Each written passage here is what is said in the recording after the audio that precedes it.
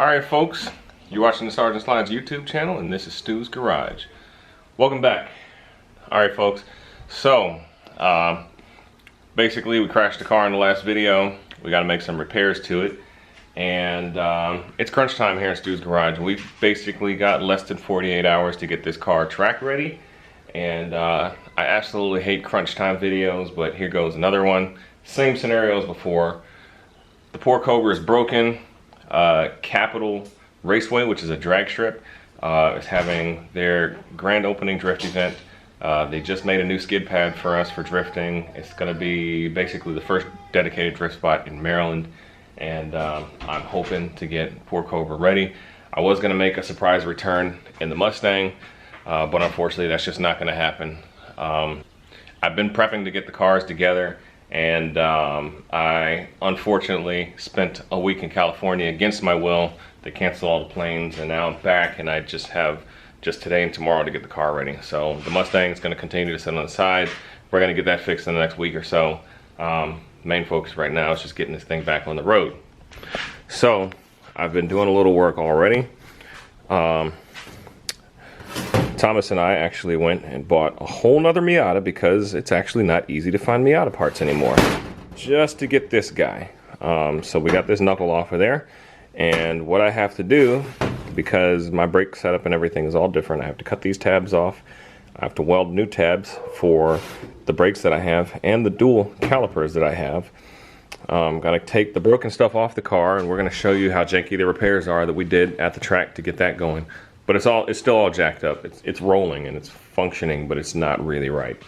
And yeah, if you guys follow the Instagram, you would have seen the process of me taking that apart. That was fun. But anyways, we're gonna go ahead and get that going. It's just gonna be a long, slow night.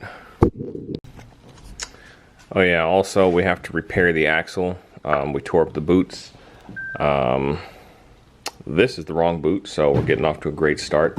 I have to go and find another boot today that's going to fit on that axle, and yeah, so we're going to do our best. Let's see how far we get.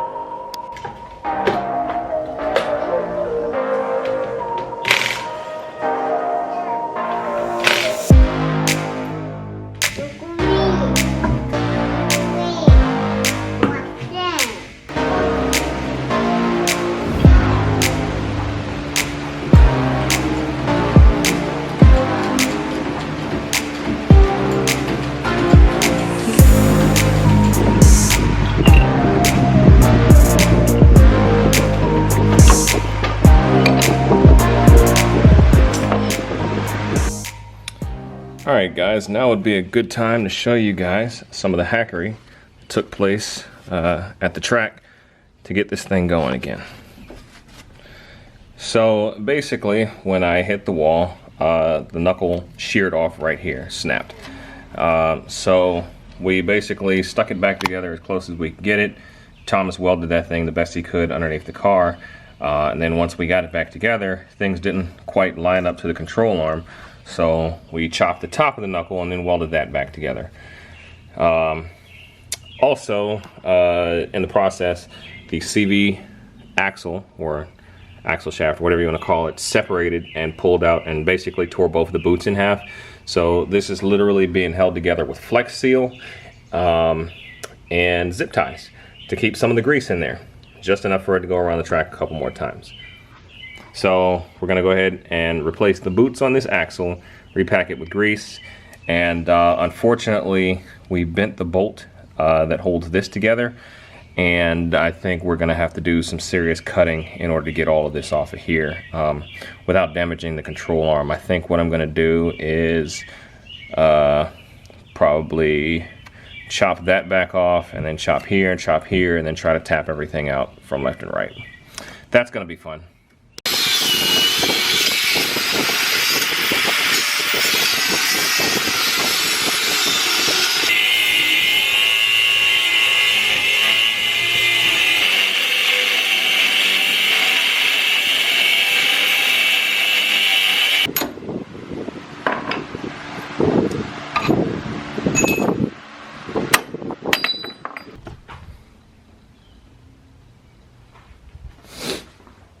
All right, guys, here we are. I've got my work cut out for me. We've got the bad busted spindle here on your left. We've got the new spindle going in on the right.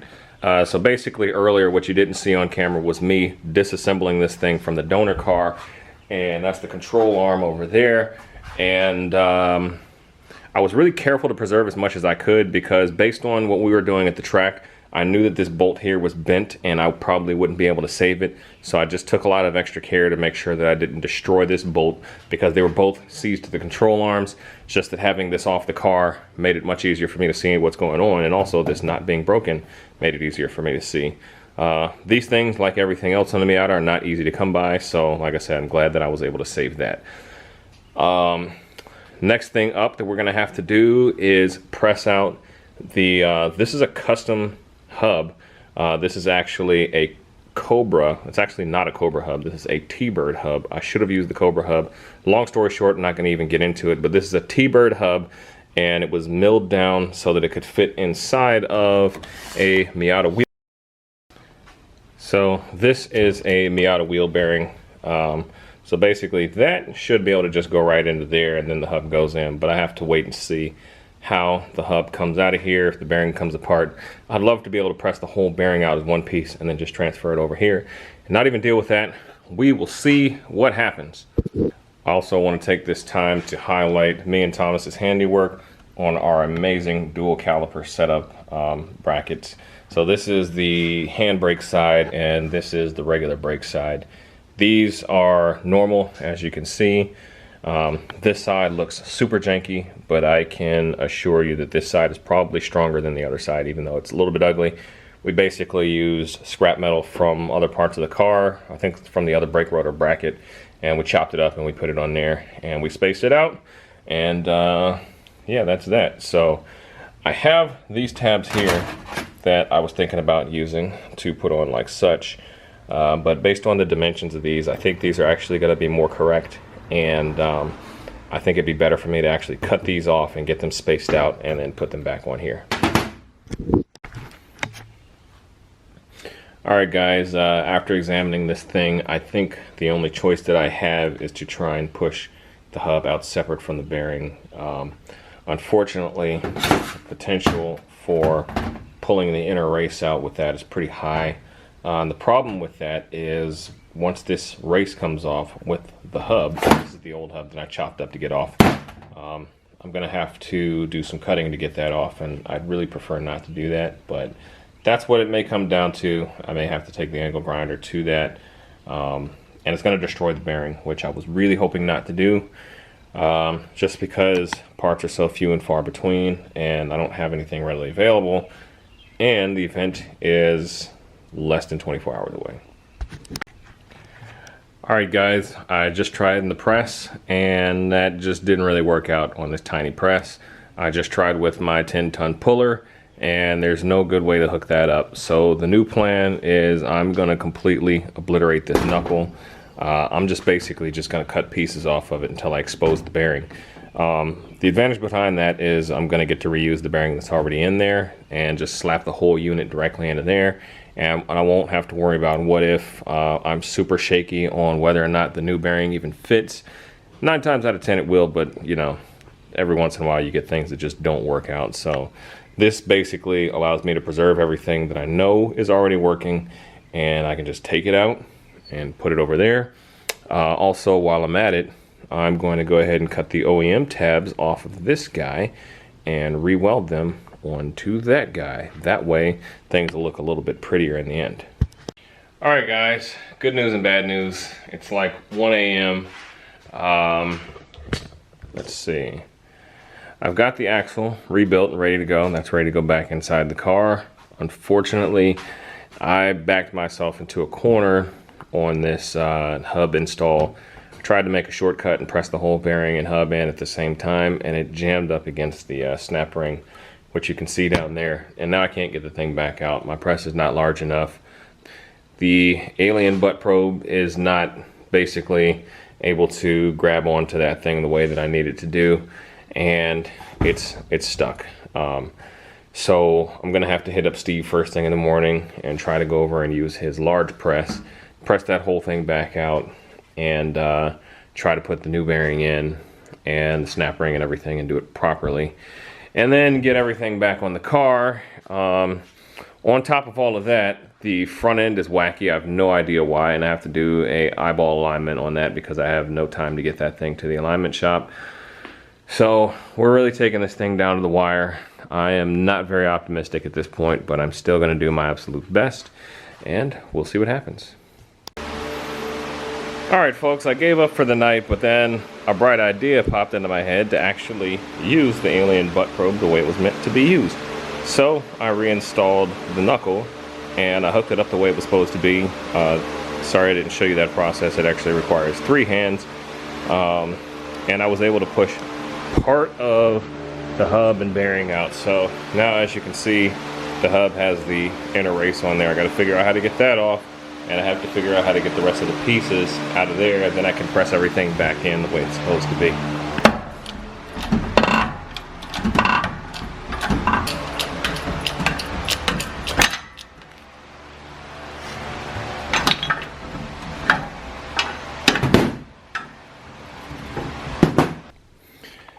Alright folks, after how badly I messed this up, I cannot believe that I was able to turn around and fix this thing and recover. So, next step up, we're going to bolt this back on the car temporarily. We're going to install the rotor, and we're going to bolt everything down, and then we're going to install the brake calipers so that we can basically mock up a position for the dual caliper. And then we're going to tack that on, take it back off, weld everything back up, and then put everything back on. And that's probably only going to take me like 4 hours. Alright guys, long story short, it did take me 4 hours for the rest of the night, and I just got fed up with it and I quit. So now it's several weeks later. I did miss the event. It was a little bit overcrowded anyways, but unfortunately I still would like to have driven that day. But we're pressing onwards, and we're back at the task at hand. And this is what we have so far. We've got our new tabs basically tacked on, and we're just going to weld these guys on nice and solid so that they don't break off when I hit the handbrake. So lots of welding coming up.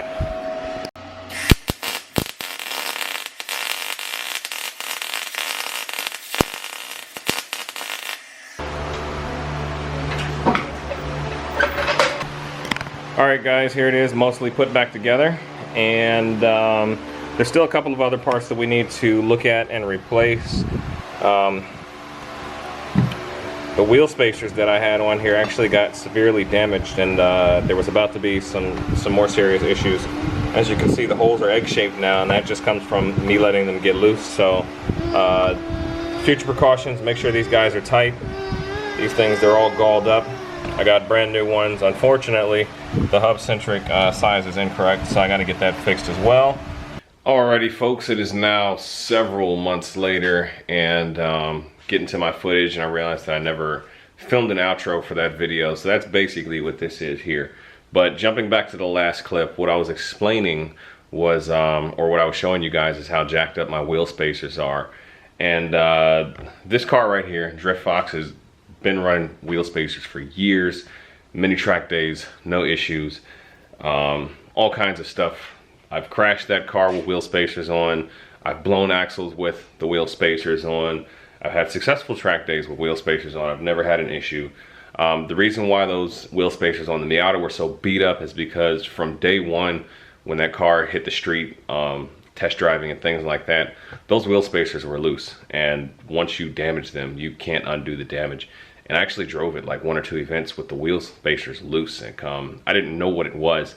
It was just something that got overlooked, and did permanent damage to them, and it only got worse over time, which led me to discover that it had snap studs on it and other things when I went to go and take those things off and take them apart, and they went through a crash as well. So that's why my wheel spacers were jacked up. For folks that don't really know about drift cars and things like that, it's very common to run fat wheel spacers. The reason I do it is just because your drift suspension up front, because of your extended control arms, pushes everything out really wide, and depending on offsets and things like that, your rear axles are going to tend to stay in the same place that they stay. from OEM. So that's gonna make your car have like this wide stance up front, which some people call lobster stance. Some drift cars you're gonna see that, but you know, the way to make it even out and just sit evenly and have proper suspension geometry and lots of other reasons, you just throw some spacers in the back. That gets everything to sit nice and even. Those wheel spacers that you see on the Miata also act as hub adapters as well, because I've got a different bolt pattern on the rear for some other strange reasons that I'm not going to get into. But it's not uncommon to see guys in drift running hub adapters just because it allows you to use different sets of wheels.